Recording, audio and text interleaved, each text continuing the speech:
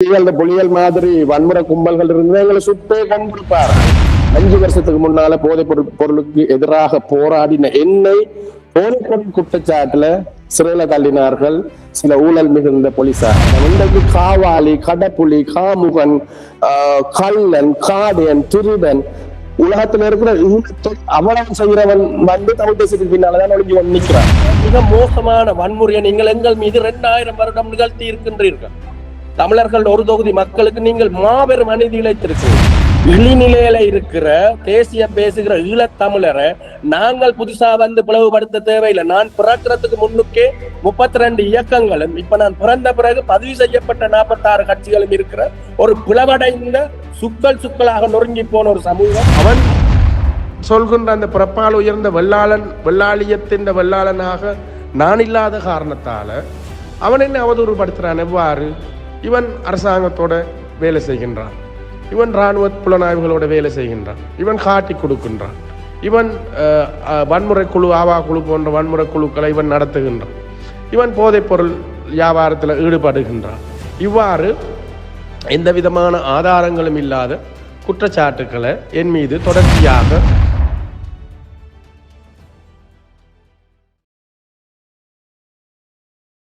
தேசந்திரை நேயர்களுக்கு வணக்கம். இன்று மற்றொரு நேர்காணலில் உங்களை சந்திப்பதில் பெருமை அடைகின்றோம். இன்றைய நேர்காணலுக்கு வருகை தந்திருப்பவர் யாழ் சிவில் சமூக நிலையத்தின் தலைவர் அருண் சித்தார்த்.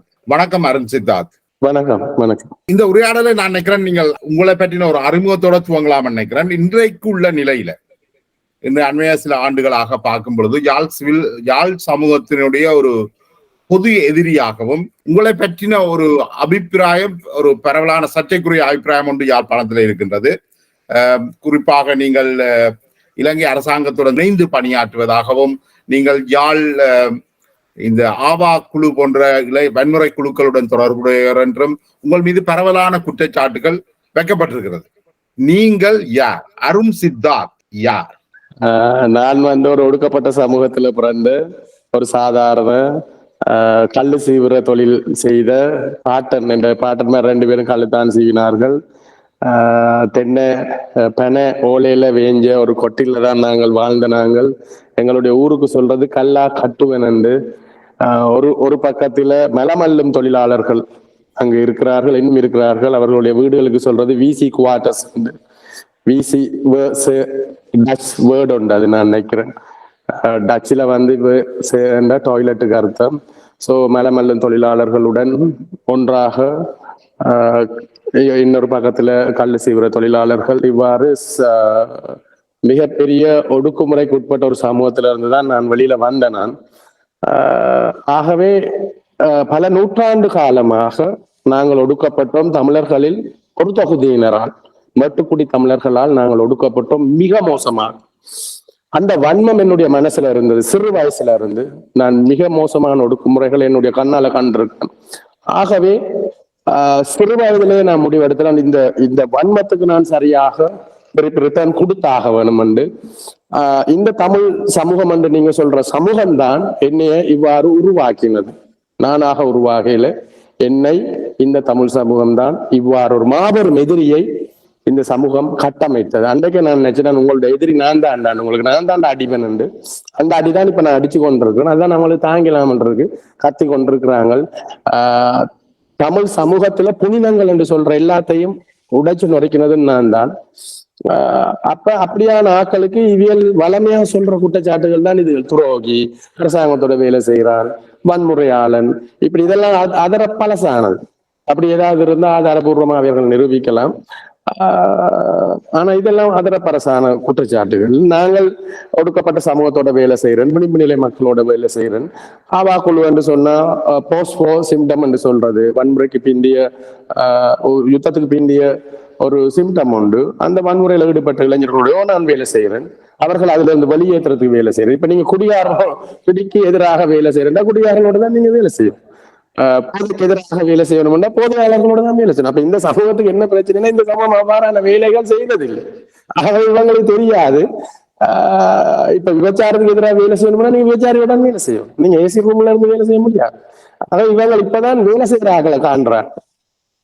இப்ப நீங்கள் வந்து இந்த இப்ப நீங்க சொல்ல வாரீங்களா? நீங்கள் வன்முறை இளைஞர்களோட உங்களுக்கு எந்த தொடர்பும் இல்லை. அதாவது நான் சொல்றது அந்த வன்முறை இளைஞர்களோட நீங்கள் வன்முறையாளனாக ஈடுபட இல்லை, அல்லது இலங்கை அரசாங்கத்தோட ஒரு இலங்கை அரசாங்கத்தின் இராணுவத்தின் துணைக்குழுக்களோடையோ இராணுவத்தோடையோ நீங்கள் இணைந்து வேலை செய்யல, இப்படி நீங்க சொல்ல வாரீங்களா? நான் எல்லா தரப்போடையும் வேலை செய்யறேன். நான் சகல தரப்பு பிரபாகரன் உயிரோடு இருந்த பிரபாகரனோட வேலை செய்திருப்பேன். ஆனால் இந்த நாட்டின் நன்மைக்காக இவர்கள் சொல்ற மாதிரி வேலை செய்யணும். அதாவது இப்ப அரசாங்கத்தோட வேலை செய்யறன்றது என்ன? அரசாங்கம் என்றது மக்களுக்காக இருக்குது. இந்த மக்கள் என்ற பிரச்சனைகளை அரசாங்கத்திட்ட கொண்டு போகல, அது அரசாங்கத்தோட வேலை செய்ய வேண்டி வரும். ஆனால் அரசாங்கத்துக்கு ஒட்டுக்குழுக்களாக அரசாங்கத்துக்கு தமிழ் மக்களை காட்டி கொடுத்து வாழ்ந்து தமிழ் தேசிய கூட்டமைப்புல இப்ப இருக்க சித்தார்த்தன், சுரேஷ் பிரேமச்சந்திரன், சிவாஜிலிங்கம் எண்ணிலடங்காத மனிதர்கள் இருக்க. இவங்களை மாதிரி நாங்க வேலை செய்ய, நாங்கள் மிக வெளிப்படையாக யாரோட என்ன வேலை செய்யறோம், அந்த ஆவாக்குழு என்று சொல்ற இளைஞர்களோட அவர்களுடைய பெற்றோர்களுடன் நாங்கள் வேலை செய்திருக்கிறோம்.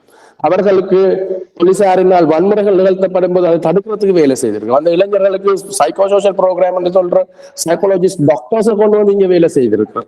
சோ நாங்க செஞ்ச வேலையில இவர்கள் நினைச்சு கூட பார்த்து இவர்கள் செய்ய வேண்டிய வேலைகள்ல தான் முக்காவாசி வேலை நாங்க செஞ்சது. ஆகவே இந்த மாதிரி அப்படி சொன்னால் நீங்கள் யாழ் ஊடகங்களும் யாழ்ப்பாணத்துல இருக்கிற இந்த பிரச்சார சக்திகளும் வந்து உங்களை வேண்டுமென்றே திட்டமிட்டு இருட்டடிப்பு செய்கிறீர்கள் குற்றச்சாட்ட வாரீங்க. நீங்க இருட்டடிப்பு மட்டும் இல்ல, இவங்க இருட்டடிப்பு மட்டுமில்ல, சேறு பூசுறது, ஆபாசம் செய்யறது, அவதூறு செய்யறது, இன்னும் புலிகள் மாதிரி வன்முறை கும்பல்கள் இருந்து எங்களை சுத்தே கொண்டிருப்பார்கள்.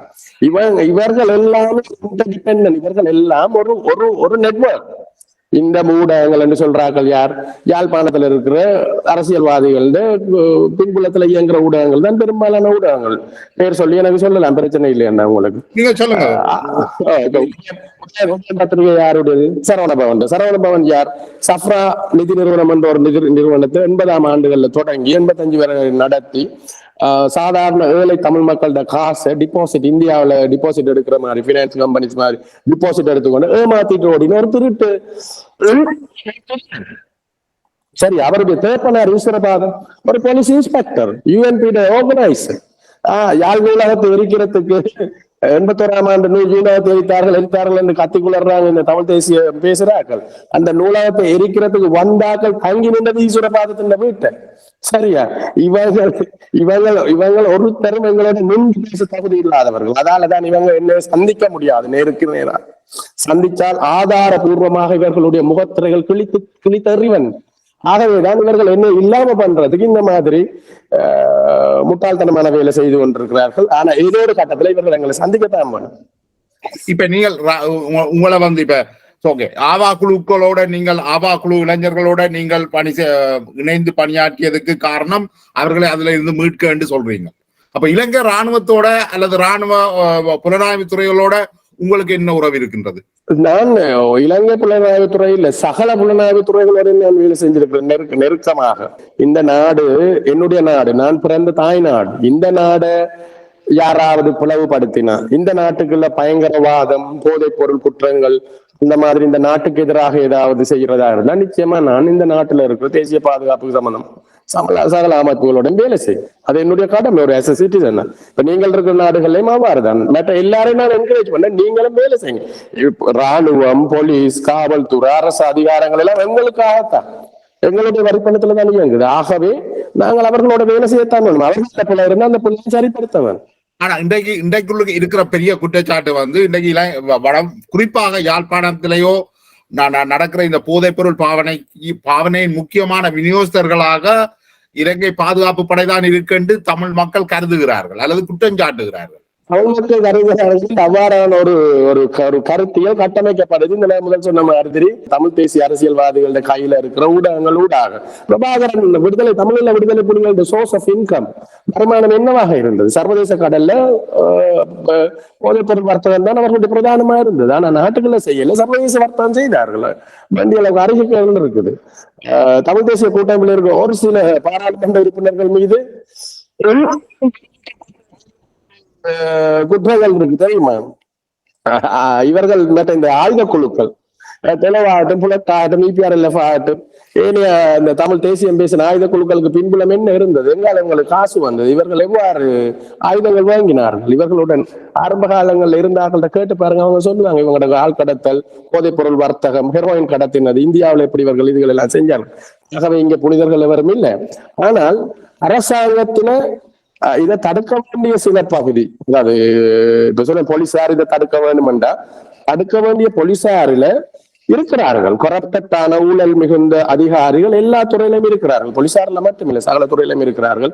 அவர்களுக்கும் போதைப்பொருள் வியாபாரிகளுக்கும் இணக்கமான தொடர்பு இருக்கிறது, எங்களுக்கு தெரியும். நாங்களுக்கு பப்ளிக்கான இடங்கள்ல பேசி இருக்கிறோம். இவர்களை விட நாங்கள் நிறைய அதை தடுத்து இருக்கிறோம். இப்ப என்னில கோபம் வந்து வெறுமனே இந்த தமிழ் தேசிய அரசியல்வாதிகள் மட்டுமில்லை, அரசாங்க ஆயுதப்படைகள்ல இருக்கிற கரப்டான ஊழல் மிகுந்த அதிகாரிகளும் என்னில கோபமா தான் இருக்கிறார். சிறைச்சாலைகள் இருக்கிற ஊழல் மிகுந்தவர்களும் கோபமா தான் இருக்கிறார்கள். நீதித்துறையில இருக்கிற ஊழல் மிகுந்தவர்களும் கோபமா தான் இருக்கிறார்கள். ஏன்னா இந்த துறைகள்ல இருக்கிற பிள்ளையான விஷயங்களுக்கு எதிராக நாங்க போராடி கொண்டுதான் இருக்கிறோம். நீங்கள் இந்த குற்றச்சாட்டுகள் வந்து இந்த போதைப்பொருள் கடத்தல் மற்ற குற்றச்சாட்டுகள் ஏனைய பாராளுமன்ற உறுப்பினர்கள்ல விடுதலை புலிகள் செய்திருக்கிறார்கள் என்றெல்லாம் வைக்கிறீங்க. இதே குற்றச்சாட்டு உங்களையும் இருப்பதாக குற்றச்சாட்டுகள் வைத்திருக்குது. உங்கள் மீது அவ்வாறான குற்றச்சாட்டுகள் பதிவு செய்யப்பட்டிருக்கா? இப்ப நான் வந்து போதைப் பொருளுக்கு எதிராக இன்றைக்கு ஒரு 8 வருஷத்துக்கு 2009 2010 இருந்து நாங்கள் பாரிய அளவுல போராடுறோம். பாரிய அளவு நாங்கள் இதுக்கு எதிராக நாங்கள் ஆதாரங்கள் திரட்டி கொடுத்து சில அதிகாரிகளோட வேலைகளை கூட இல்லாம பண்ணி இருக்கிறது. இலங்கையிலேயே ஒரு சிறைச்சாலை போதைப் பொருள் அற்ற சிறைச்சாலை யாழ் சிறைச்சாலை. அந்த சிறைச்சாலையில போதைப் பொருள் இல்லாமல் ஆக்கினதுல பிரதான பங்கு எங்களுடைய யாழ் சிவில் சமூக நிலையத்தை தான் சார். இன்றைக்கு 5 வருஷத்துக்கு முன்னால போதைப் பொருளுக்கு எதிராக போராடின என்னை போதைப் பொருள் குற்றச்சாட்டுல சிறையில தள்ளினார்கள் சில ஊழல் மிகுந்த போலீசார். அந்த வழக்கின் ஊடாக நான் வெளியில வந்து இந்த அன்றைக்கு நான் ஒண்ணுக்கு போகல யாழ் சிறைச்சாலைக்குள்ள சகல போதைப் பொருட்களும் இருந்தது. சகல போதைப் பொருட்களும் இருந்தது.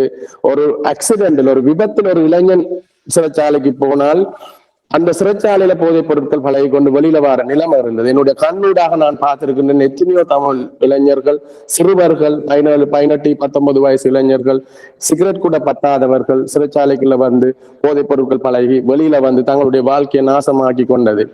ஆகவே நாங்கள் இது குறித்து வெளியில வந்து மீடியா ஊடகங்களிடம் பேசினோம். தமிழ் ஊடகங்கள் அதை பற்றி எதுவும் அக்கறை கொள்ளவில்லை. ஆனால் நாங்கள் தென்னிலங்கை ஊடகங்களுடன் பேசினோம், சிறைச்சாலை துறை சார்ந்த அமைச்சர்களுடன் பேசினோம், அமைச்சுகளுடன் பேசினோம், சிறைச்சாலை அதிகாரிகளுடன் தொடர்ச்சியாக பேசினோம். அதன் விளைவாக மொஹான் கருணாரத்ன என்று சொல்லி ஒரு சூப்பரிண்டென்டென்ட் ஆஃப் பிரிசன் வந்து மாற்றலாகி வந்து முழு சிறைச்சாலையும் துடைத்தெடுத்தார். இன்றைக்கு வரைக்கும் இன்றைக்கு 4 வருடங்களாக, அண்மையில நான் 5 நாள் போயிட்டு வந்தேன், என்னால அடிச்சு சொல்ல முடியும் இலங்கையில இருக்கிற ஒரே ஒரு சிறைச்சாலை போதைப் பொருள் அற்ற சிறைச்சாலை யாழ் சிறைச்சாலை. இப்பொழுது நீங்க சொல்றீங்க ஆயுத குழுக்களோட அருண் சித்தார்த் இருந்தார் என்றது போய், இலங்கை அரசாங்கத்தின் உளவு பிரிவுக்கு துணை போனார் என்றது போய், போதைப் பொருள் கடத்தலோட தொடர்பட்டார் என்றது, இவ்வளவு குற்றச்சாட்டையும் நீங்கள் முற்றுமுழுதான் மறுக்கிறீங்க. நீங்கள் பொய் என்று சொல்றீங்க. இவர்கள் அதாவது நெகட்டிவ் சைடு இவர்கள் என்னைய ஒரு போதைப் பொருள் குற்றவாளியாக ஒரு ராணுவத்துக்கு, இப்ப ராணுவத்தோட வேலை செய்யற என்ன இவர்கள் வேலை செய்த முடியாது. சித்தார்த்தன் என்னென்ன வேலை செஞ்ச, தர்மலிங்கம் சித்தார்த்தன் ராணுவத்தோட என்னென்ன வேலை செஞ்ச, தமிழர்களுக்கு காட்டி கொடுத்து அடிச்சு சாக்கொண்டு மலர் மாளிகை வவுனியால அடிச்சு புதைச்சு தென்னை மடக்கெல்லாம் என்னென்ன வேலை செஞ்ச. அப்ப தாங்கள் வேலை செஞ்ச மாதிரி தான் என்ன வேலை செஞ்சேன்னு காட்ட முயற்படினும் நான் அப்படி வேலை செய்யல. நான் வேலை செய்திருக்கிறேன் எப்படி என்றால், இந்த போதைப் பொருள் தடுப்புகள் எல்லாரும் இந்த நாட்டுக்குள்ள பிரிவினைவாதத்தை உருவாக்குற பயங்கரவாதிகள் அந்த மாதிரி விடயங்கள்ல தகவல்கள் பரிமாறிக்கொள்றது, அந்த மாதிரி ஒரு அல்லது யாழ் மாவட்டத்துல இராணுவ தளபதியா இருந்த திரு தர்சன ஹெட்டியாராய்ச்சி ஊடாக யாழ் மாவட்டத்துக்கு ஒரு போதைப் பொருள் தடுப்பு பிரிவு கொண்டு வரதுக்கு நாங்கள் ஒரு ரீஹாபிலிட்டேஷன் சென்டரும் கொண்டு வரதுக்கு மிக நெருக்கமாக நாங்க வேலை செஞ்சிருக்கோம். இன்றைக்கு அவர் தான் புனர்வாழ்வுக்கு ஆணையாளராக இருக்கின்றார். இன்றைக்கு நீங்க சொல்றீங்க போதைப் பொருள் பிரச்சனை இவ்வளவு பெருசா இருக்கு. எந்த அரசியல்வாதியாவது அதிகாரம் இருக்குது ஒரு ரீஹாபிலிட்டேஷன் சென்டர் போடுறதுக்கு முயற்சி செய்கிறார்கள்? தமிழ் அரசியல்வாதி இல்ல. அல்லது விழிப்புணர்வு பிரச்சாரங்கள் பாடசாலைகள் ஊடாக செய்கிறார்கள் இல்ல. அல்லது போலீஸ் நிலையங்கள்ல யார் யார் எந்தெந்த பிரான்ச்சை சேர்ந்தவர்கள் எந்த போதைப்பொருள் வியாபாரிகளுடன் தொடர்புகள் வச்சிருக்கிறார்கள் அது எவ்வாறு நிறுத்துறது? அதுக்கு ஏதாவது மெக்கானிசம் முயற்சி செய்திருக்கிறார்? இப்ப நீங்கள் சொல்ற அவ்வளவு விஷயம், நீங்கள் பொதுவா வைக்கின்ற அவ்வளவு விஷயத்திலையும் என்ன சொல்ல பாருங்களான்னு, நீங்கள் தமிழ் மக்களுக்கு ஏதோ ஒரு வகையில உதவி செய்யறதுக்காகத்தான் இதெல்லாம் செய்யறீங்க. அப்படி இருக்கேக்குள்ள ஏன் தமிழ் மக்கள் உங்களை ஒரு பொது எதிரியா பாக்கணும்? இப்ப நீங்கள் செய்யற வேலை தமிழ் மக்களுக்கு நன்மை பயக்குதுனால் அவர்கள் ஏன் உங்களை பொது எதிரியாக பாக்குறார்கள்? தமிழ் மக்கள் பார்க்கணும் சொன்னது, தமிழ் மக்கள் என்ன பார்க்கல. அதாவது இது நீங்க அது இப்ப இந்த சமூக ஊடகங்கள்ல தெரிகிறார்கள் இல்ல, தமிழ் மக்கள் சமூக ஊடகங்கள்ல இருக்கிறார்கள். வெளிநாட்டுல இருக்கிற முக்காவாசி இங்க சொந்த மண்ணில தாய் மண்ணில 90% என்ன தான் தோன்றிகளாக திரிஞ்சிட்டு மேட்டுக்குடி பெற்றோருடைய பிள்ளைகளாக சும்மா எந்த வேலை வெட்டிக்கும் போகாம தான் தோன்றிகளா திரிஞ்ச ஒரு குறிப்பிட்ட எண்ணிக்கையானவர்கள் தான் புலம்பெயர்ந்தார்கள், காசு இருக்கிறார்கள். சரி, அந்த தான் தோன்றிகள் தான். அதாவது பரிசுல இருந்தாலும் உலகத்துல இருக்கிற மிகப்பெரிய மியூசியம், லூவா மியூசியம் எங்க இருக்குன்னு தெரியாத கூட்டம் ஒன்று இருக்குது. சரியா? அது 30 வருஷம் பரிசுல இருந்தாலும் 30 வருஷம் பலாலில இருந்தாலும் ஒரு மாதிரி தான் இருக்கு. அந்த தற்குறி கூட்டம் அல்ல தமிழர் மக்கள் என்று சொல்றது. தமிழ் மக்கள்ல பெரும்பாலான விளிம்பு மக்களோட நாங்கள் வேலை செய்யறோம். அவர்கள்ட்ட ஒரு போன் கூட கிடையாது. டச் போன் இல்லாத தமிழ் மக்கள் எவ்வளவு பேர் இருக்கிறார்கள், லட்சக்கணக்கில். அந்த மக்களுக்கு தெரியும் நாங்கள் யாருன்னு. அந்த மக்கள் தான் எங்களுக்கு சக்தி. எனக்கு மக்கள் ஆதரவு இல்லாட்டி 4ஆம் தேதி சுதந்திர தின கொண்டாட்டத்துல 10,000 மக்கள் என்னத்துக்கு வார? எனக்கு பின்னால் நான் ஒரு கூட்டம் வளர்த்தின என்னத்துக்கு ஆயிரக்கணக்கான மக்கள் வார? நாங்க சாராயம் கொடுக்குறோமா, இல்லாட்டி இவங்களை மாதிரி கசிப்பு கொடுக்குறோமா, காசு கொடுக்குறோமா? எங்கள்ட்ட இருக்கா கொடுக்கறதுக்கு? எங்கள்ட சக்தி என்னண்டா இப்ப சமூக வலைத்தளங்கள்ல ஒரு குறிப்பிட்ட பிரிவு தொடர்ச்சியாவது ஒரு பரப்பு. அந்த ஒரு குறிப்பிட்ட பிரிவு ஒரு கட்சி சார்ந்த நபர்கள், அவர்கள் ஒரு 1000-2000 ஃபேக் ஐடிஸ் வச்சிருப்பாங்க. அவைக்கு தொடர்ச்சி அது இதுதான். நீங்க விமர்சிக்கிற ஆக்களை போய் பாருங்க, யாருன்னு முகம் கூட இருக்காங்க. ஆனா யாழ் ஊடகங்களும் உங்களை அப்படித்தானே வர்ணிக்குது. யாழ் ஊடகங்களும் அப்படித்தானே சொல்லுது. யாழ் ஊடக மையத்துல உங்களுக்கு அனுமதியே தரப்படுறது ஏன்? யாழ் ஊடக மையத்தை நடத்துறாரு எல்லாம் இருந்து குடிச்சு கொண்டிருக்குதுன்னு அனுபவம். அப்ப தாபரனா யாழ் ஊடக மையம், தாபரன் போன் ரெக்கார்டிங்ஸ் இருக்கு, நான் தாரணும் உங்களுக்கு வேணும்னா போடுங்க. ஒரு சுதந்திர ஊடக மையம் என்றது சுதந்திரமாக கருத்துக்கள் தெரிவிக்கிறதுக்கான இடம். அருண் சித்தார்த்த கருத்தை ஏற்றுக்கொள்றதா இல்லையான்னு தமிழ் மக்கள் தீர்மானிப்பார்கள், தாபரங்கள்ல தீர்மானிக்கிறது. இங்க இந்த ஊடக மையங்கள், ஊடக நிறுவனங்கள், ஊடகங்கள் எல்லாம் ஒரு குறிப்பிட்ட ஆக்களுக்கு கீழே வேலை செய்யற ஆக்கள். இவர்களுக்கு என்ன சந்திக்கிறதுக்கு அளவுக்கு இவர்களுக்கு நேரம் இல்லை. அருண் சித்தார்த் தமிழ் தேசியத்துக்கு எதிரானவராக சொல்லப்படுகிறார். எந்த அளவுக்கு உண்மை அது? சாமுவேல் ஜான்சன் சொல்லி இருக்கிறது, ஒரு புகழ்பெற்ற எழுத்தாளர் இருக்கிறார். அவர் சொல்லி இருக்கிறார், nationalism is the last refuge of a political scoundrel. அரசியல் அநாதைகள் கடைசியில கை கொள்றதுதான் தேசியவாதம் என்று சாமுவேல் ஜான்சன் சொல்லி இருக்கு.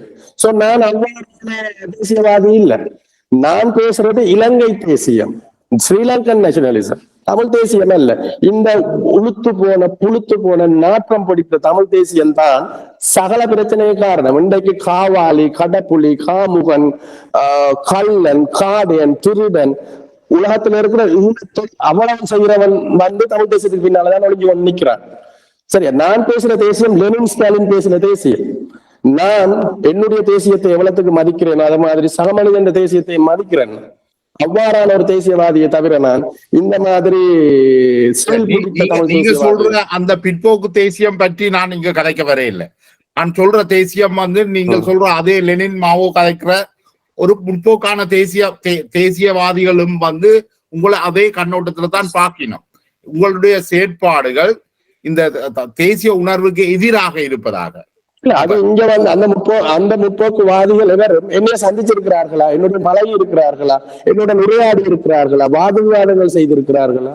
அவர்கள் எவ்வாறு மதிக்கிறார்கள், அதோட பேஸ் என்ன, அவர்களுடைய சோர்ஸ் ஆஃப் நாலேஜ் என்ன என்னைய பற்றினது? அவர்களும் இந்த மாதிரி பொதுவா வெளியில இருக்கிற வாதிச்சுட்டு என்னை மதிப்பிடுகிறார்.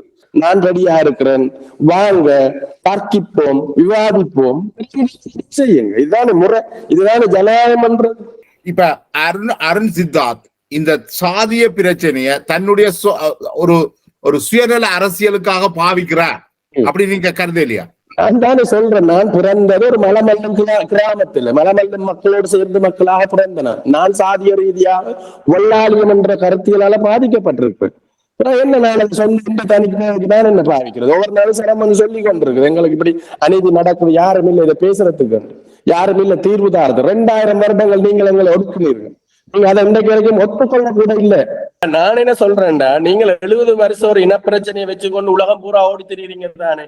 உங்களை இன ரீதியாக சிங்களவன் ஒடுக்கினான், எங்களை அடிச்சான், துன்புறுத்தினான், பாலியல் வல்லுறவு செய்தான், கொத்து கொத்தா சாவடிச்சான் நீங்க சொல்றீங்க. இதை விட மிக மோசமான வன்முறையை நீங்கள் எங்கள் மீது 2000 வருடம் நிகழ்த்தி இருக்கின்றீர்கள். தமிழர்கள் ஒரு தொகுதி மக்களுக்கு நீங்கள் மாபெரும் அநீதி இழைத்திருக்கிறீர்கள். 70 வருடம் இல்ல, 2000 வருடம் அவ்வாறு அநீதியை நீங்க செஞ்சுட்டு அந்த அநீதி குறித்து இன்றைக்கு வரைக்கும் நீங்க பேசக்கூட எங்களை விடுறீங்கள் இல்லை. நீங்கள் என்னைக்காவது ஒத்துக்கொண்டிருக்கிறீங்களா நாங்க இப்படி செஞ்சாங்களே? உங்களுடைய வர்ணாசிரம கோட்பாடுகளும் உங்களுடைய மனு தர்மமும் உங்களுடைய இந்துத்துவ கொள்கையும் இந்து சமயமும் இந்த 3க்கு மூடா நீங்க எங்களை காலமாக ஒடுக்கிறீர்கள். எங்களுடைய காணி அதிகாரங்கள், எங்களுடைய கல்வி, எங்களுடைய பொருளாதார சகலத்தையும் ஒடுக்கிறீர்கள். அப்ப நாங்க உங்களை எப்படி திருப்பி அடிக்க வேணும்? சாதிய ஒடுக்குமுறை நீங்க இருக்குன்றதை நாங்கள் ஏற்றுக்கோ. சாதிய ஒடுக்குமுறை இருக்கின்றது, நீண்ட காலமாக ஒடுக்கி இருக்கிறார்கள். ஆனால் அதை நீங்கள் வந்து தமிழ் மக்களுடைய உரிமைகளை வென்றெடுப்பதற்கு எதிராக பாவிக்கிறீர்கள் என்றதுதான் இந்த குற்றச்சாட்டு. இப்ப இன்றைக்கு வந்து இலங்கையில வடக்கில ஒடுக்கப்பட்ட சமூகங்கள் எண்ணிக்கை தானே கூடுதலாக இருக்குது. ஆனா அப்படி இப்ப நீங்கள் வந்து இந்த 13வது திருத்தத்துக்கு எதிராக கதைக்கின்ற விஷயம், காணி உரிமைகளுக்கு எதிராக கதைக்கின்ற விஷயம், போலீஸ் உரிமைகளுக்கு எதிராக கதைக்கின்ற விஷயம், இன்றைக்கு பெரும்பான்மையாக ஒடுக்கப்பட்ட சமூகங்கள்லாம் இன்றைக்கு இருக்குது வடக்குல.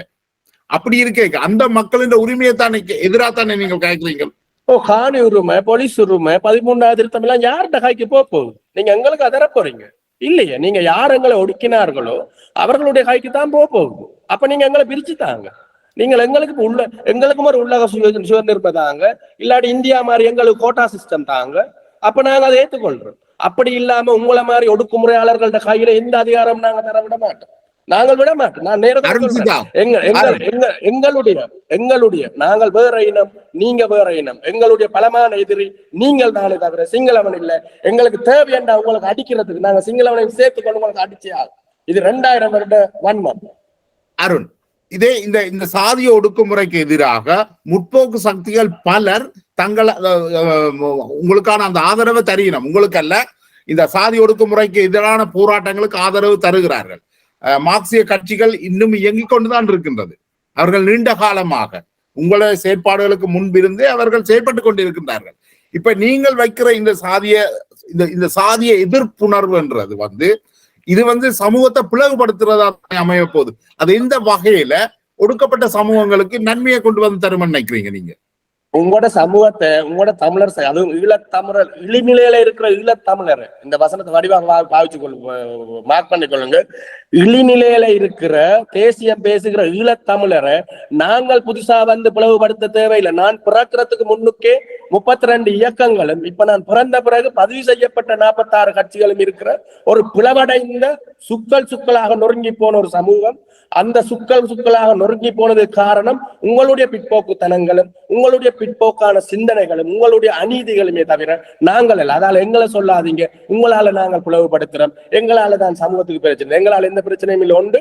2வது, மார்க்சிய கட்சிகள், இடதுசாரிகள், அவர்களுடைய போராட்டங்கள் அதையெல்லாம் நான் நோக்கி வரவேற்கிறேன், ஏற்றுக்கொள்றேன். அவர்கள் தங்களால முடிஞ்ச அளவு செஞ்சார்.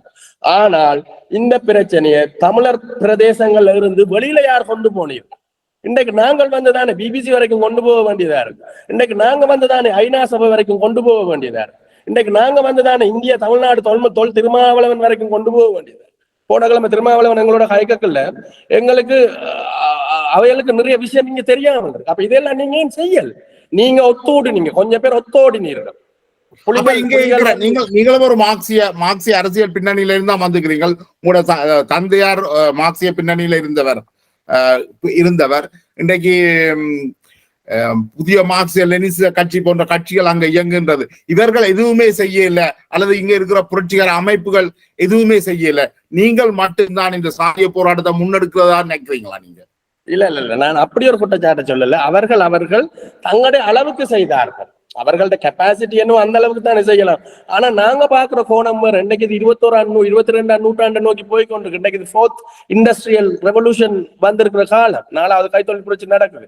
ஆர்டிபிஷியல் இன்டெலிஜென்ஸ் வந்துட்டு எல்லாம் சரியா. அப்ப அந்த நேரத்துல வெறுமனவே யாழ்ப்பாணத்துக்குள்ள மட்டும் அந்த சில பேருக்கு அந்த தொழில் புரட்சி இவ்வளவு வந்த பிறகு நீங்கள் சாதியத்துல தானே தொங்கிக் கொண்டிருக்கிறீர்கள். இல்ல நாங்க தொங்கல்ல நாங்கள் எங்களுக்கு நடக்கிற சாதிய அநீதிய வெளியில கொண்டு வர பாக்குறோம். அப்ப நாங்க என்ன சொல்ல இதை நீங்க எப்பவோ தேசியமயப்படுத்தி இருக்கணும். இந்த பிரச்சனை எப்பவோ சர்வதேசமயப்படுத்தி இருக்கணும். எப்பவோ இதுக்கு தீர்வு காண்டிருக்கும். அது தீர்வு காணாதான். இன்றைக்கு வடக்கு கிழக்குல 65% மேற்பட்டவர்கள் ஒடுக்கப்பட்ட சமூகத்தை சேர்ந்தவர்கள். அப்ப ஏன் இன்றைக்கு கூட இன்றைக்கு ஒடுக்கப்பட்ட சமூகங்களை சேர்ந்தவர்களும் யாருக்கு வாக்களிக்கிறார்கள்? அருண் சித்தார்த்துக்கு வாக்களிக்கலையே. இல்ல தேர்தல்ல நின்றால் எத்தனை வீதம் போடுவாங்க போட மாட்டோம்ல. நாங்க தேர்தல் தான் இப்ப நான் தேர்தலை நோக்கி நான் வேலை செய்யல.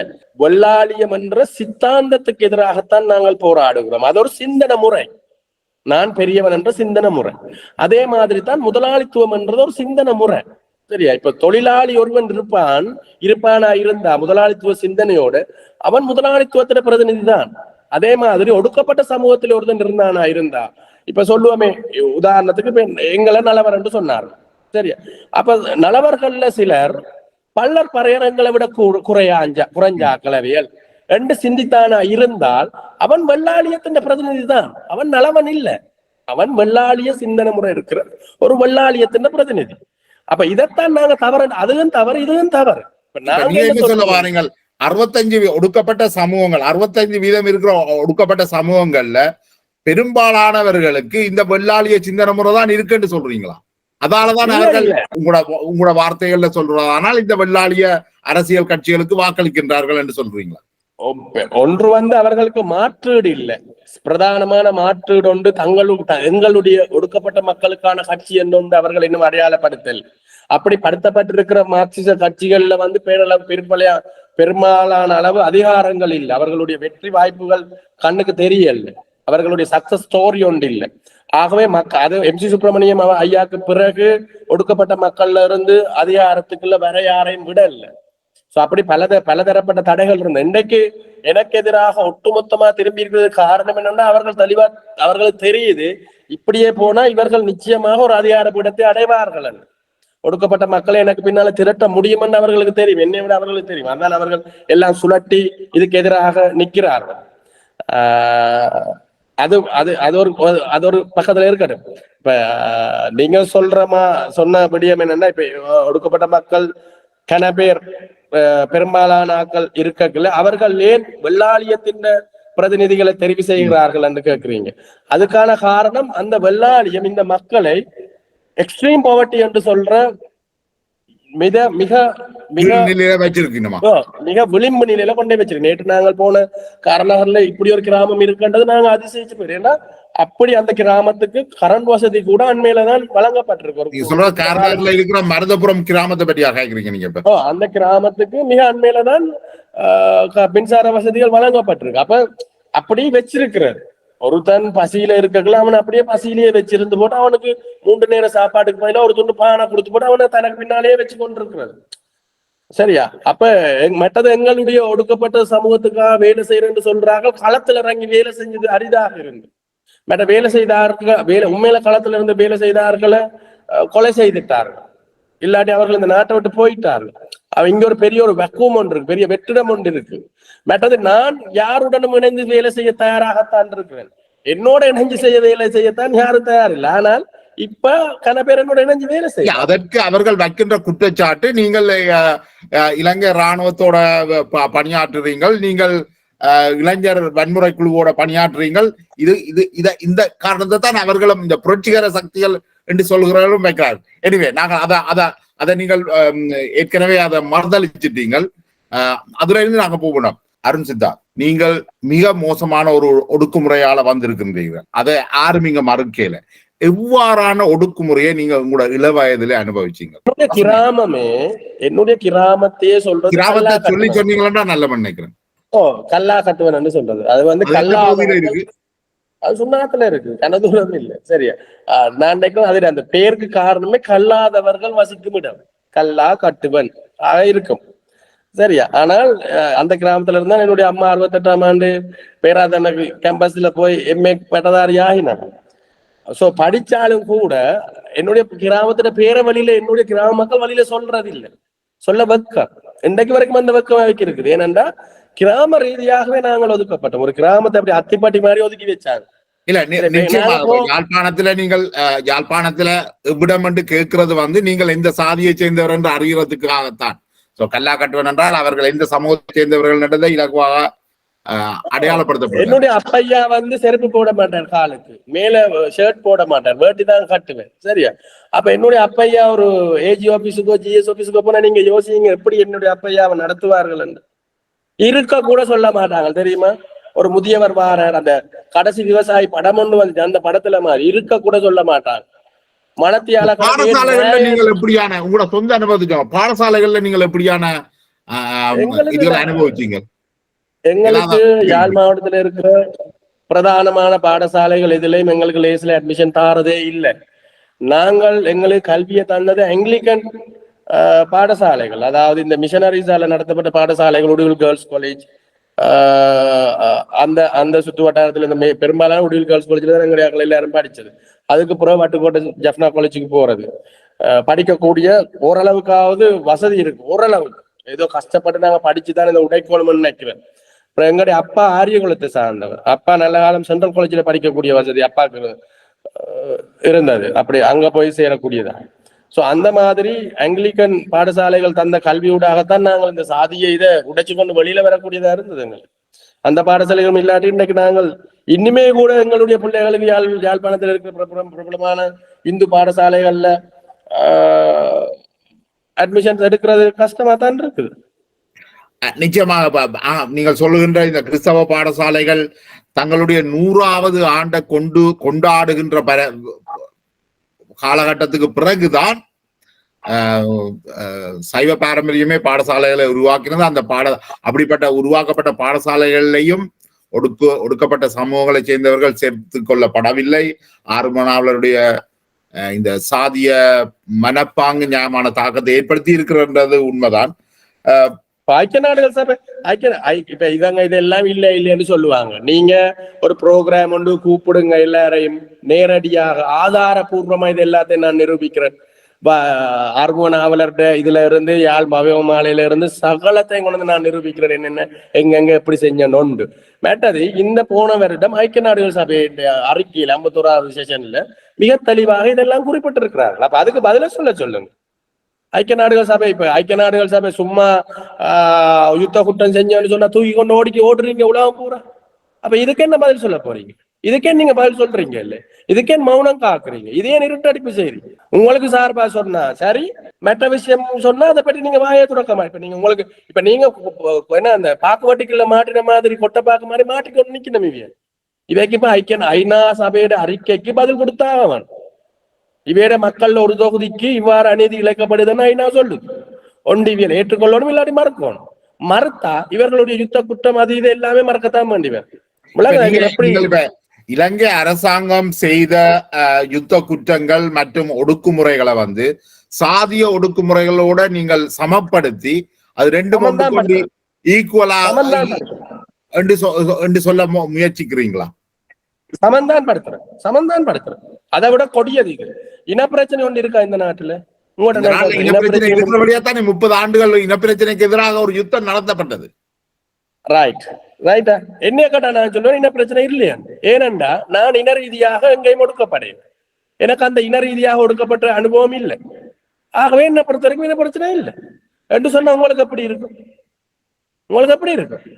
உங்களுக்கு கோபம் தான் வரும். அப்ப 83ஆம் ஆண்டு இன கலவரம் நடந்தது. 81ஆம் ஆண்டு எங்களுடைய யாழ் புத்தக நிலையம் எரிக்கப்பட்டது. இன ரீதியாக தரப்படுத்தல் இருந்தது. இன ரீதியாக அதை கூட இல்லைன்னு சொல்றாக்களும் இருக்கிறாங்க, வாசிப்பே இல்லாம. இன ரீதியாக தரப்படுத்தல் ஒன்று இந்த நாட்டுல கொண்டு வரப்பட்டது. ஆமா இல்லையா? சரியா? அப்ப அதை இல்லைன்னு நான் சொன்னேன்.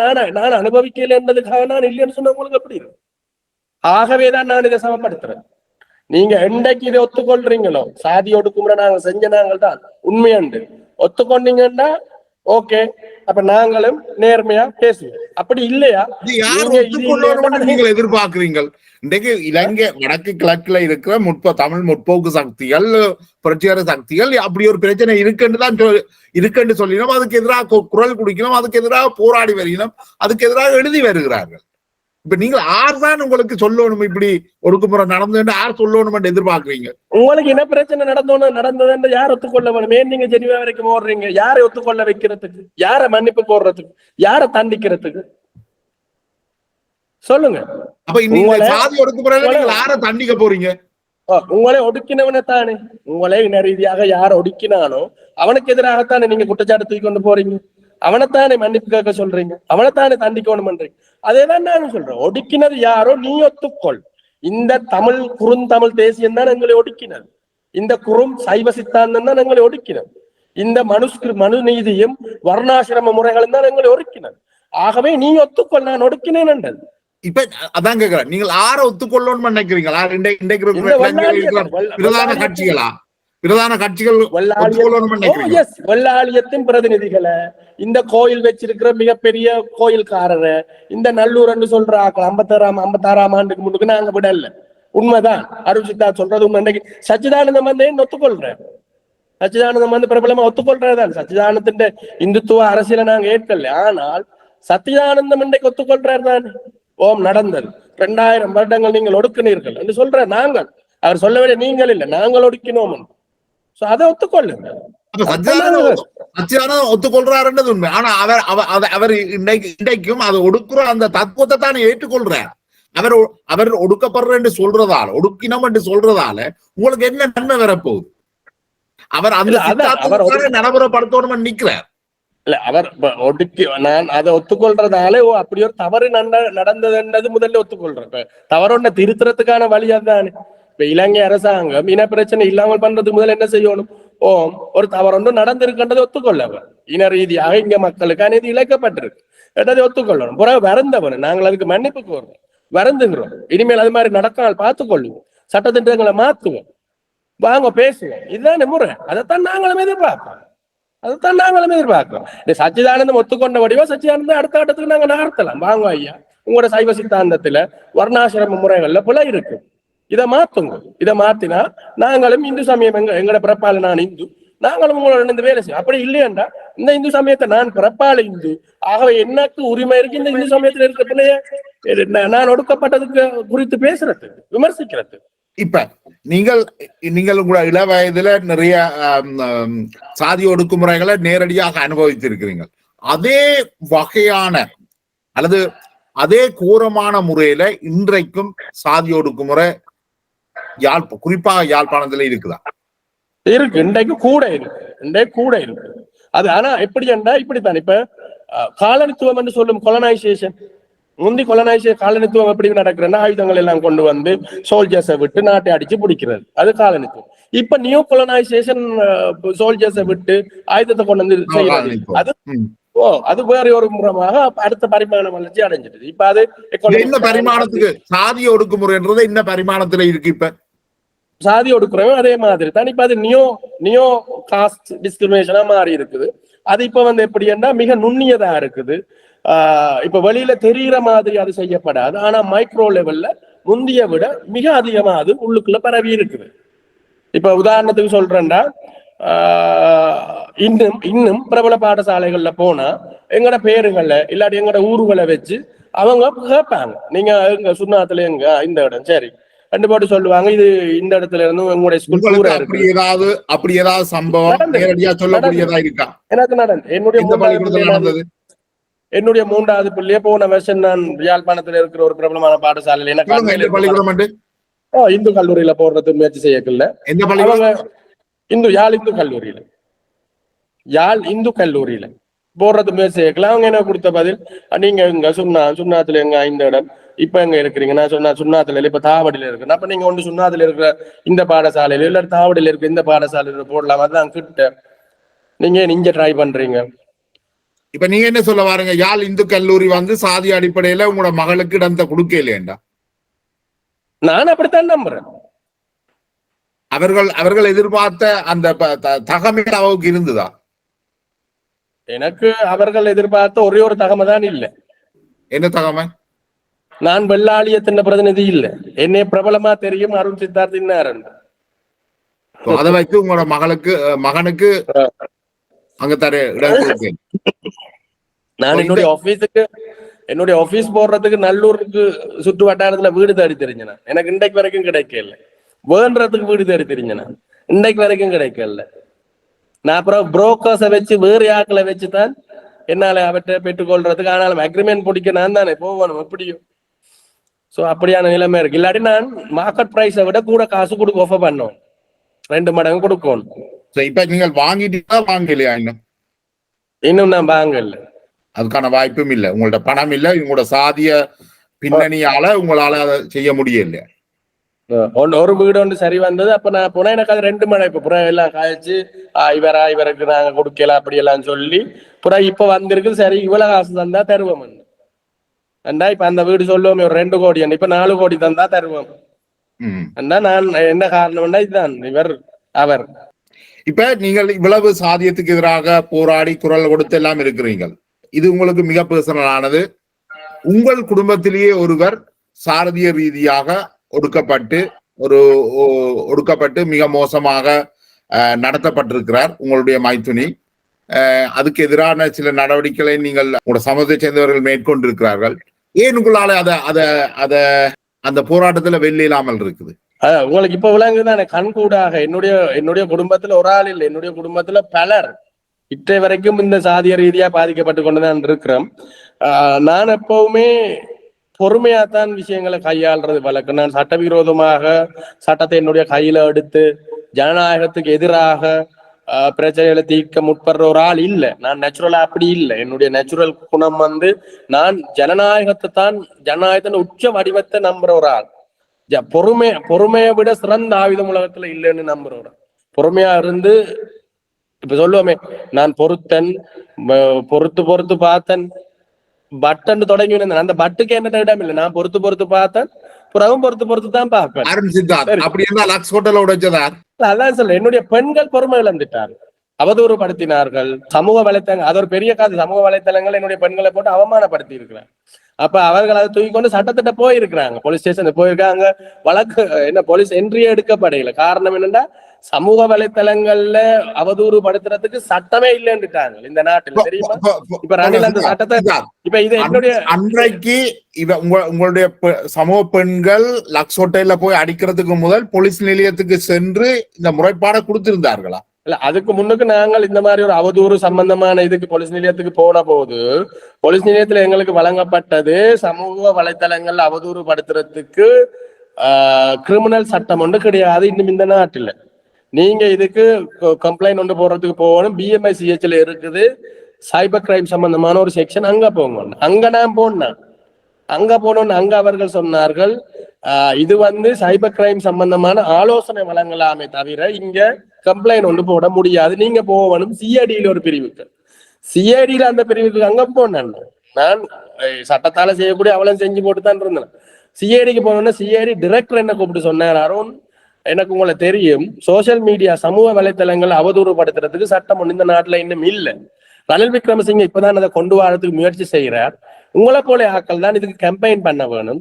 எங்க நாட்டுல இருக்கிற கடைசி சட்டம் என்னன்னா ஒரு டிஃபமேஷன் கேஸ், அதாவது சிவில் கேஸ் ஒன்று போடலாமே தவிர கிரிமினல் ப்ரொசீஜர் கோர்ட்டுக்குள்ள சட்டம் ஒன்று இன்னும் இல்லை இங்க. அப்பதான் நான் உணர்ந்தேன், இது என்னுடைய பிரச்சனை மட்டுமில்லை, இது இந்த நாட்டோட பிரச்சனை.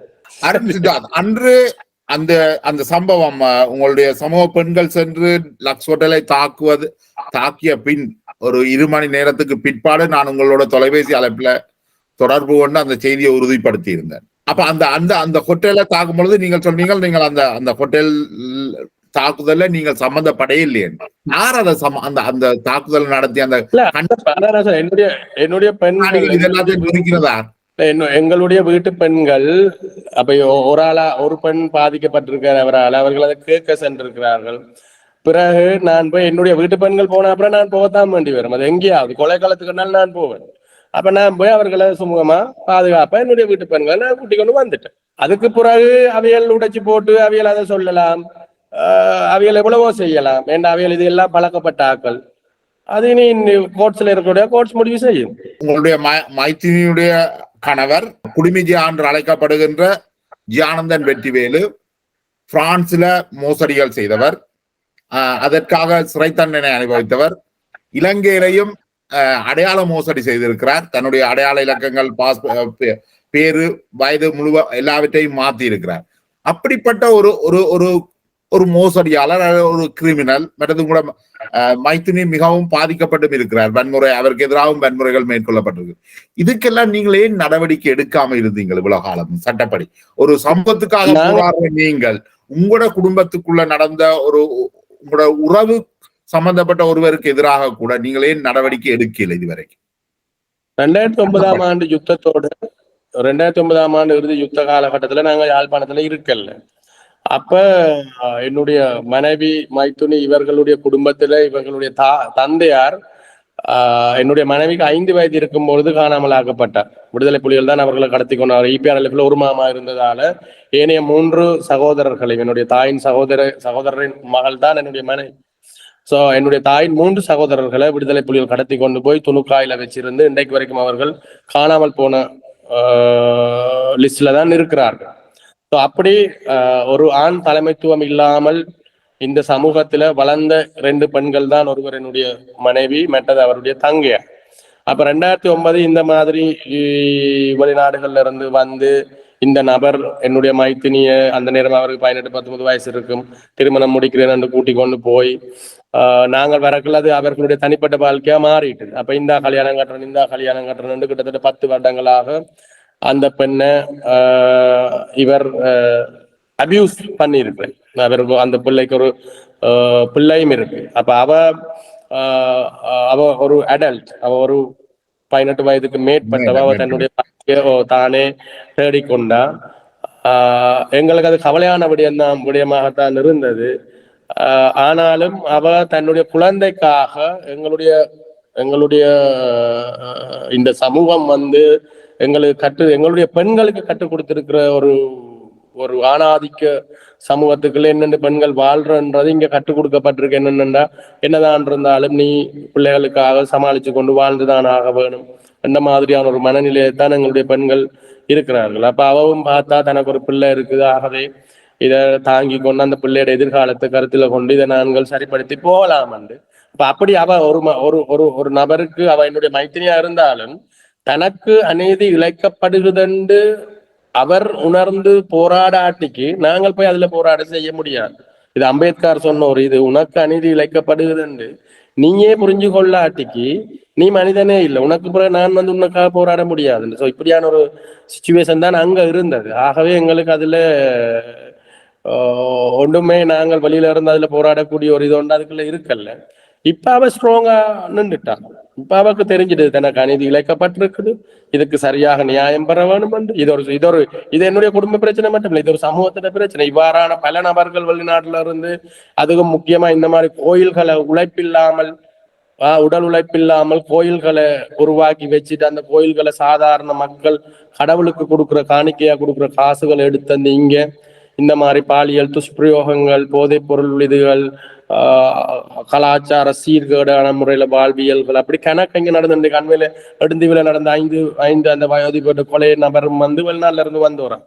மற்றது எனக்கு இந்த சம்பவங்களுக்கு பிறகு நிறைய எனக்கு தொலைபேசி அழைப்புகள் வந்தவண்ணமா இருக்கு. வன்னியில ஒரு பிள்ளை தற்கொலை செஞ்சிருக்கு, தற்கொலை முயற்சிகள் நடந்திருக்குது பலவாறு. இந்த மாதிரி வெளிநாட்டுல இருந்து வார வயசான ஆட்கள் இங்க நடத்துற பாலியல் கூத்துக்கள், அவர்கள் இந்த நாட்டை இங்க இருக்கிற வறுமையையும் இங்க இருந்த இந்த யுத்தத்தால பாதிக்கப்பட்ட குடும்பங்களை சேர்ந்த பெண்களையும் அவைய நச்சு கொண்டிருக்கணும். அவைய பாலியல் போக பொருட்களாக இல்லாட்டி தாய்லாந்து தான் நச்சு கொண்டு கொஞ்சம் பேர் இங்க வந்து போய் கொண்டிருக்கிறோம். ஒரு குறிப்பிட்ட அளவிலான ஆட்கள் அப்படி செய்யணும். இவைக்கு நான் அதான் சொல்றேன், இவைக்கு சில விஷயங்கள், இப்ப மாடு ரோட்ல படுத்திருந்தா நாங்கள் மாடை சூசுன்னு கலைச்சு போட்டு அங்கே தடியால அடிச்சுதான் ஆக வேணும். அப்ப ஒன்னும் செய்ய முடியாது சில இப்ப இவர் உங்களோட மைத்துனியின் கணவர் ஜெயேந்திரன் வெற்றிவேலு பெரும்பாலும் தெரிவு செய்த பெண்கள் தன்னுடைய பாலியல் இச்சைகளுக்கு அல்லது பாலியல் சுரண்டலுக்கு தெரிவு செய்யப்பட்ட பெரும்பாலும் அத்தனை பெண்களுமே, நான் நினைக்கிறேன் குறைந்தபட்சம் 5-6க்கும் மேற்பட்ட பெண்கள் பெரும்பாலும் ஒடுக்கப்பட்ட சமூகங்களை சேர்ந்தவர்கள். அவர் எந்த ஒரு சோ கோல்டு இந்த ஒடுக்குற சமூகத்தை சேர்ந்த யாரையும் அவர் டார்கெட் பண்ணே இல்லை. அதே போல அண்மையில யாழ்ப்பாணத்துல தற்கொலை செய்த ஒரு பெண், அவர் யாழ்ப்பாணத்தில் உள்ள நகைக்கடை அவருக்கு ஒரு உறவு இருந்ததாகவும், அந்த பெண்ணும் ஒரு ஒடுக்கப்பட்ட சமூகத்தை சேர்ந்தவர் என்றுதான் அறிகிறோம். இவ்வாறான சம்பவங்கள் மிகவும் சாதாரணமாக நிகழ்வதாக சொல்லப்படுகிறது. இந்த ஒடுக்கப்பட்ட சமூகங்கள் மீதான பாலியல் சுரண்டல் அவ்வளவு பொதுவானதாக இருக்குதா இப்ப இன்றைய காலகட்டத்தில்? நிச்சயமா. இந்த நபர், நான் ஒரு ஃபங்க்ஷன்ல இருக்கேக்குல்ல, இந்த நபர் எனக்கு பக்கத்துல இருக்கிறார். அங்கால சொல்ற இந்த ஜியான் சொல்ற நபர் தான். இந்த நபர் சொல்றார், எங்கட அப்பாட்ட நிறைய வளவு இருந்தது, அப்பாட்ட செல்லன் சுப்பன் கந்தன் எல்லாரும் வந்து வேலை செய்வானுமா, அப்பாட்ட வேலை செய்வார்கள். அப்ப அப்பா சொல்லுவார், இன்றைக்கு கந்தன் நீ இன்றைக்கு கிளிநொச்சியில் இருக்கிற வளவுக்கு போ வேலை செய்யான்னு. இன்றைக்கு போய் நீ 2 நாள் அங்க வேலை செஞ்சுட்டு ஒரு நாள் இன்றைக்கு வாழ்ந்து போட்டு, அப்ப கந்தன் கிளிநொச்சி போனோம்னா கந்தன் வீட்டுல எங்களுடைய அப்பா போவார். எங்களுடைய அப்பா கந்தன் வீட்டுல போய் இன்றைக்கு படுப்பார். தெரியுமோ? அப்படிப்பட்ட சாதி நாங்கள். யோசிச்சு பாருங்க. அப்ப இப்படியான இதை என்ன வார்த்தையில நாங்கள் இதை சொல்றது, இதுக்கு என்ன நடவடிக்கை எடுக்கிறது, இதுக்கு என்ன நாங்க செய்யலாம்? இப்படியான ஆட்கள் நிறைய பேர் இருக்கிறாங்க சமூகத்துல, நிறைய பேர் சொல்லி மாளாது. இவர்கள் அதால்தான் அந்த தேசியம் என்றவர்கள் நான் சொன்னேன், இவர்களை போன்ற உண்மையிலேயே ஆயுதம் தூக்கி உணர்வு ரீதியாக போராடினவன் எல்லாம் இன்றைக்கு 99% காயப்பட்டு குட்டியிரும் குலையுருமாக ஒதுங்கி நிற்கிறாங்க, கஷ்டப்படுறாங்க, வறிய நிலைமையில இருக்கிறார். ஆனால் அவங்களை வச்சு தேசியம் பேசினவங்களும் இந்த மாதிரி போலி இந்த ஈழம் அது அந்த கத்தி குளறி கொடி பிடிச்சாங்க, இவங்கள் தான் அதை சாட்டி வெளிநாட்டுக்கு போய் இந்த மாதிரி தங்களுடைய வக்கிரமான புத்திகளை வக்கிர ஆசைகளை நிறைவேற்றி கொண்டாங்க. 90% வெளிநாடுகள்ல இந்த மாதிரி குற்றவாளிகளா இருக்கிறது இப்படியான ஆக்கள். இவர்கள் தான் இந்த ஈழங்கேட்ட கோஷ்டி. இந்த 30 வருஷம் விடுதலை போராட்டம் அதை தொடர்ந்து ஏற்பட்ட இந்த அழிவுகள், இவ்வளவு காலத்திலே விடுதலை புலிகள் சாதியத்தை எதிர்த்தார்கள் அல்லது சாதியத்துக்கு எதிராக குரல் கொடுத்தார்கள் என்றெல்லாம் சொல்லப்படுது. இப்ப இந்த 30 வருட விடுதலை போராட்டம் இந்த சாதி ஒடுக்குமுறையில எந்த மாற்றத்தையும் கொண்டு வர இல்லையா? இல்ல, விடுதலை புலிகள் உண்மையிலே உங்களுக்கு தெரியும், விடுதலை புலிகள் சாதிய ஒழிக்கிறதுக்கு முயற்சி செய்யல, ஒழித்தார்கள் என்று சொல்ல, அதை ஒழிச்சு பிடிச்சு விளையாடுறது அந்த மாதிரி ஒழிச்சு வச்சார்கள். சாதியத்தை ஒழிச்சு வச்சார்களே தவிர சாதியத்தை ஒழிக்கவில்லை. ஏன் சாதியத்தை ஒழிச்சு வச்சார்கள் என்றால் அவர்களுக்கு தெரியும் சாதி பிரச்சனை இது ஒரு நீறு பூத்த நெருப்பாக இருக்குது. இந்த பிரச்சனை வழியில வந்தா நிச்சயமாக தமிழர் சமூகம் பிளவுபட்டே ஆகும், வேற வழியில். நீங்க என்ன ஒடுக்குறீங்க, நான் ஒடுக்கப்படுற இடத்துல நான் நீங்கள் வேணா நினைக்கிறேன். அப்ப அந்த அந்த அந்த பிளவுபடுறதை தவிர்த்து அதை இந்த பக்கத்துக்கு போக்கஸ் பண்ணாங்க. ஆனாலும் தமிழினுடைய கூர்வாள்ல இருக்குது. நிறைய பேர் புஷ்பராஜார புத்தகம் நிறைய பேர் எழுதி இருக்கிறாங்க, தமிழன் எழுதி இருக்கிறான். இப்படித்தான் சாதிய ரீதியான பிரச்சனை இருந்தது, நான் பார்த்தேன், எங்களோட வீட்டுலயும் இருந்தது. சோ உள்ளுக்குள்ள இருந்தது அது நெருப்பாக. வெளியில அந்த நேரத்துல அந்த ஒற்றை எதிரிக்காக இத ஒழிச்சு வச்சு அதை முன்னுக்கு கொண்டு போனாங்க. இந்த விடுதலை புலிகள் சம்பந்தமான இந்த இதுல குடுமிஜியான்னு சொல்லப்படுற இந்த வெற்றிவேலு ஜெயேந்திரன் அவர்கள் அன்றைக்கு புலிகளிடம் புலிகளால் விசாரணைக்காக அழைக்கப்பட்டார். அவர் மீது குற்றச்சாட்டுகள் வைக்கப்பட்டு புலிகளால் விசாரணைக்கு அழைக்கப்பட்டு அதன் பின் அவர் விடுதலை புலிகளோட ஒரு ஒப்பந்தத்துக்கு வந்திருக்கிறார் நினைக்கிறேன். காசுக்கு விடுதலை புலிகளுக்கு பணத்தை கொடுத்ததால அவர் விடுவிக்கப்பட்டிருக்கிறார். இதை விடுதலை புலிகளின் முக்கிய உறுப்பினர் தற்போது பிரான்சில் வாழ்கிறார், தென்னவன் உறுதிப்படுத்தியும் இருக்கிறார். அவர் அதை என்னென்று சொல்றார் என்றால், தாங்கள் பணம் வாங்கல, ஆனால் அவரை விடுவித்து விட்டோம் என்றதை சொல்லியிருக்கிறார். அது கிட்டத்தட்ட நீங்கள் சொல்ற அந்த போக்குலதான் அதுவும் இருக்குது. விடுதலை புலிகளுக்கு அது ஒரு தேவை ஒன்று இருந்தது, சாதியத்தை கதைக்காம என்றால் அவர்களுக்கும் இராணுவ வீரர்கள் தேவைப்பட்டார்கள், போராளிகள் தேவைப்பட்டார்கள். இப்ப சாதியத்தை கதைச்சால் அது அவர்களுக்கான அந்த போராளிகள் கிடைச்சிருக்கு. காரநகருக்கு போனாங்க அந்த இளைஞர்கள் என்ன சொல்றாங்க, அந்த பழைய ஆட்கள் சொல்றாங்க என்ன தெரியுமா, 90% நாங்க தான் இயக்கத்துல இருந்தோம், எங்கட வீட்டுல 15 பேர் செத்துருக்கான்னு ஒரு நபர் சொல்லுது. எங்கட கிராமத்துல 15 பேர் இல்லாம எந்த தங்கச்சியும் சேர்த்திருக்கிறான். அன்றைக்கு உங்களுக்கு தெரியல நாங்க பல்லரண்டு. அப்படியே அந்த மனுஷன் கேக்குது வீடியோல இருக்கு, நீங்க பாருங்க.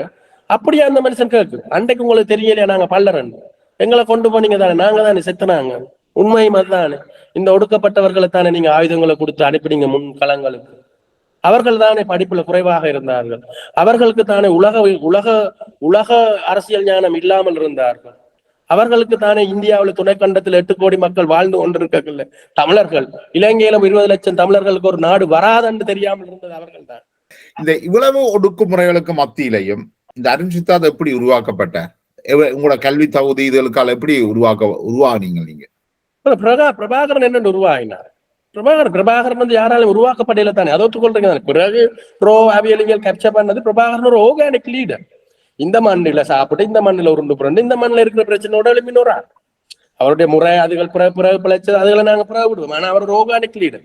ரோன விஜயவீர யாராலையும் உருவாக்கப்படல தென்னிலங்கையில். ரோன விஜயவீர இந்த மண்ணில இருந்து உருவான ஒரு ஆர்கானிக் லீடர்ஸ். அந்த மாதிரி அழுத்தங்கள் கூடக்குள்ள அதுக்குள்ளால இருந்து ஆக்கள் வருவார். வந்து பிறகு அவர்கள் எதை நோக்கி போறார்கள், யார் அவர்களை கேப்சர் பண்றாங்க, யார் அவர்களை பாவிக்கிறார்கள் என்றது வேற விஷயம். ஆனால் நாங்க ஆர்கானிக்கா உருவாயினார்கள். நாங்க என்னுடைய சொந்த கேரக்டர் இது இல்லை. என்னுடைய சொந்த கேரக்டர் என்னுடைய ஸ்கூல்லையோ அம்மாட்டையோ டீச்சர்ஸ்டையோ கேட்டா சொல்லுவாங்க, இவன் வாயே துறக்க மாட்டான், இவன் சரியான ரிசர்வான ஆள் என்று. ஆக்களோட 4 பேரோட இருந்து கதைக்கவே மாட்டான். சோ நாங்கள் தள்ளப்பட்டோம். நெருக்கீடுகள் வந்து தகரத்தை அடிச்ச பிறகு ஒரு கட்டத்துக்கு மேல ஷாப் ஆகும், இல்ல கூறாகும் தகரம். அந்த மாதிரி கூறாக்கப்பட்டோம். நாங்கள் அடி வாண்டி தான் நாங்க வெளியே வந்தோம். இப்ப எங்களுக்கு எதுவுமே இப்ப என்ன சொல்றது, மரணத்துக்கும் பயம் இல்லை, அதால எதுக்கும் பயம் இல்லை. அப்ப இன்றைக்கு தமிழ் மக்கள் பல்வேறு கூறுகளாக ஏற்கனவே இருக்கிற அரசியல் ரீதியாக, பல்வேறு சமய ரீதியாக, இவ்வாறு பல்வேறு கூறுகளாக பிரிந்திருக்கிறார்கள். இன்றைக்கு புதுதாக இன்றைக்கல்ல சாதிய ரீதியான பிளவும் இன்றைக்கு மிக மோசமடைந்து கொண்டு வருகிறது. நீங்க குறிப்பிட்ட போல மருதபுரம் கிராமம் மற்றும் வெவ்வேறு கிராமங்களிலும் இவ்வாறான சர்ச்சைகள் நடந்து கொண்டு வருகிறது.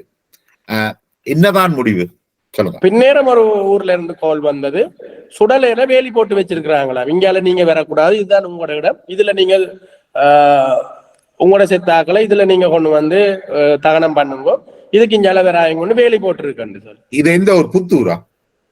இல்ல இது இன்னொரு ஊர். நான் நாளைக்கு பார்த்துட்டு உங்களுக்கு எந்த ஊரோட உறுதிப்படுத்த, உண்மையா இல்லையான்னு தெரியாம சொல்லக்கூடாது, அப்புறம் எங்கள்ல இருக்க கிரெடிபிலிட்டி இல்லாம போடும். சோ இது இப்ப நாளாந்தம் இது பெரிய கொண்டு வருது. இதுக்கு என்ன முடிவுன்னா, இதுதான் அந்த சமத்துவமான ஒரு சமூகம், சாதிய பாகுபாட்டுக்கு எதிரான சட்டம் இறுக்கமாக பேணப்படணும். உங்களோட நாடுகள், இந்த நாடுகள் அப்படித்தானே, டிஸ்கிரிமினேஷன் இஸ் a crime. அது எனி மோட், கலராலேயோ நிறத்தாலேயோ இனத்தாலேயோ மொழியாலேயோ என்னத்தாலேயாவது உங்கள பாராபட்சமாக நடத்தப்படுவீர்களா இருந்தா இட்ஸ் a punishable offense. அப்படி இங்கேயும் அந்த சட்டங்கள் எல்லாம் மிக ஸ்ட்ரிக்டா அமுல்படுத்தப்பட வேணும். நாங்க அது காய்ச்சி கொண்டிருக்கிறோம் அரசாங்கத்தோட, போலீஸ் தரப்புல போலீஸ் மாதிரிகளோட காய்ச்சி கொண்டிருக்கோம். இப்பதான் அவையில் உணரினோம். இப்ப கடைசியான சந்திப்புல சொல்லி இருக்கணும், தாங்கள் இந்த சாதிய பாதுகாப்புக்கு எதிரான சட்டத்தை நடைமுறைப்படுத்துறதுக்கு, போலீஸ் திணைக்களத்துக்கு பூரா தெளிவூட்டுறதுக்கு, கிளாஸஸ் வைக்கிறதுக்கு ரெடி ஆகிறோம். நாங்கள் செய்யற ஆரம்பத்துல இந்த நேர்காணல் நீண்டு இருக்குது. இந்த நேர்காணல்ல நான் ஆரம்பத்துல கேட்ட அதே கேள்வி கேட்கிறேன். யார் இந்த அருண் சித்தார்த்? ஒரே வசனத்துல சொல்லுங்க. நான் யார் இந்த அருண் சித்தார்த்ன்றதுக்கான பதில் 2025ஆம் ஆண்டு பார்லிமெண்ட் என்ற ஸ்பீச்ல நான் உங்களுக்கு சொல்றேன். நீங்கள் வருகின்ற தேர்தல்ல நீங்கள் போட்டிடுவீங்க. நான் 2025ஆம் ஆண்டு பார்லிமெண்ட்டுக்குள்ள நான் பதில் சொல்றேன் உங்களுக்கு. இந்த நீண்ட நேர்காணலுக்கும் இவ்வளவு நேரத்தையும் ஒதுக்கினதுக்கு நன்றி. மீண்டும் ஒரு சந்திப்புல சந்திப்போம். வணக்கம்.